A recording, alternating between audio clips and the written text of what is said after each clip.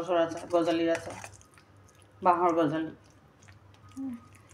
এতিয়া খাবলৈ মানে অলপ টান লাগিছে, তো ইয়াক মই ৰিপেয়াৰিং কৰি নিম, ভালকৈ মেৰামতি কৰি মছলা পিচি পেলাই আচাৰত বদলাই দিম মই ইয়াক।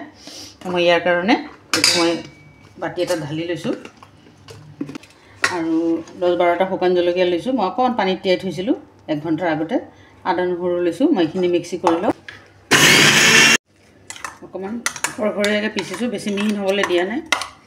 তেনেকৈ বাঁহ গছখিনি যেনেকৈ কাটা আছে ঠিক তেনেকুৱা টাইপৰ মছলাটো হ'ব লাগে, তেতিয়াহে খাই পেলাই।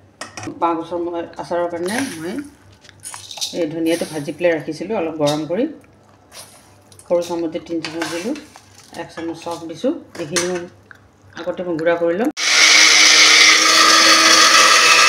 এই ধনিয়া গুড়া আৰু চফৰ গুড়া মই ইয়াতে জিৰা নিদিওঁ আৰু পাঁচফোৰণ অকণমান দিম। মই ঠিক আছে, চফ আছে, কালজিৰা আছে, আইজোৱান আছে, সৰিয়হ আছে অলপ। এইখিনি মই পাঁচফোৰণখিনিও দি দিলোঁ, অলপ দৰদৰীয়াকৈ পিচি লৈছিলোঁ পাঁচফোৰণখিনি। হালধি দি দিছোঁ 1 চামুচ আৰু অলপ সৰু চামুচে দি জলকীয়া গুড়ি দিলোঁ 2 চামুচ। নিমখ দি দিছোঁ মই, নিমখখিনি অকণমান 3 চামুচমান নিমখ দিছোঁ।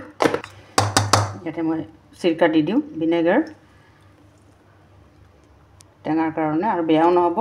যিমান এইটো 1 বছৰ 2 বছৰলৈকে। ৰঙা জলকীয়া কাটি দিওঁ, ভাল লাগিব। শুকান জলকীয়া দিছোঁ 10-12টা, তেতিয়া খাব। অৰ্গেনিক তেল হয়,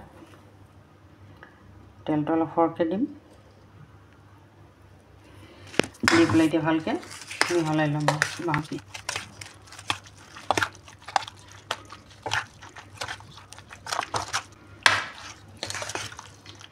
ধুনীয়া হৈছে ন? খাবলৈও ধুনীয়া হ'ব। ৰ'দত দিলে এইটো ভাল লাগিব খাই পেলাই, গৰম ভাত, ৰুটি। মই যে এনেই খাওঁ বাতিত লৈ কিনে, মোক বহুত ভাল লাগে খাবলৈ এইটো আচাৰ।